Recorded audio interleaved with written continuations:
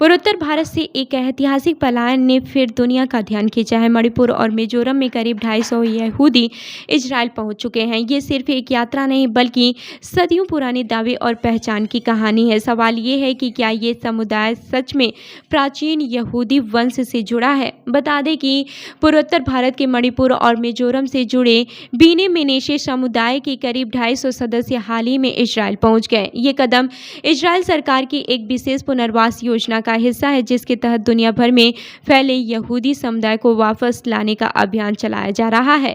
Israel सरकार ने पिछले साल घोषणा की थी कि अगले 5 वर्षों में हजारों यहूदियों को देश में बसाने के लिए आर्थिक सहायता दी जाएगी। इसी योजना के तहत बिनी मेनेशे समुदाय का पहला बड़ा समूह अब इजराइल पहुंच चुका है। ये समुदाय दावा करता है कि उनका संबंध बाइबल में वर्णित प्राचीन मेनेसे कबीले से है।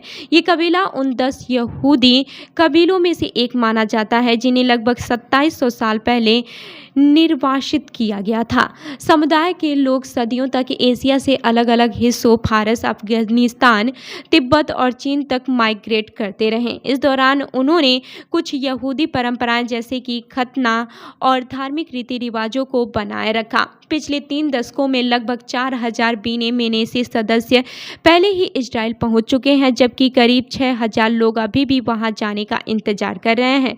इजराइल सरकार ने साल 2026 के लिए ऑपरेशन विंग्स ऑफ डॉन नामक योजना शुरू की है, जिसके तहत 1200 और लोगों को इजराइल लाने का लक्ष्य रखा गया है। इस पुनर्वास कार्यक्रम के लिए लगभग 9 करोड़ शेकेल का बजट तय किया गया है। आलिया और इंटीग्रेशन मंत्रालय के अनुसार अगले कुछ हफ्तों में 2 और उड़ानों की योजना है ताकि समुदाय के बाकी सदस्य भी इजराइल पहुंच सके। बीने मेनेशे समुदाय को लेकर अतीत में काफ़ी विवाद भी हुआ है। साल 2005 में सेफारदी रब्बी श्लोमो अमर ने उन्हें इजराइल के वंशज के रूप में मान्यता दी, जिसके बाद से उनके इजराइल जाने का रास्ता साफ हुआ। हालांकि कुछ संगठनों का मानना है कि भारत में मिशनरी गतिविधियों के कारण कुछ लोग ईसाई धर्म में परिवर्तित हुए थे और उन्हें यहूदी नागरिकता के लिए धर्मांतरण प्रक्रिया से गुजरना पड़ा। बता दें कि इजराइल का गठन ही दुनिया भर के यहूदियों को एकजुट करने के उद्देश्य से हुआ था। इसी कारण वो लगातार यहूदी समुदाय को वापस बुलाने की नीति पर काम करता है। द्वितीय विश्व युद्ध और होलोकॉस्ट के बाद यहूदी समुदाय का बड़े पैमाने पर पलायन हुआ था और आज भी इजराइल उसी ऐतिहासिक दर्द को जोड़कर अपने पुनर्वास अभियान चला रहा है।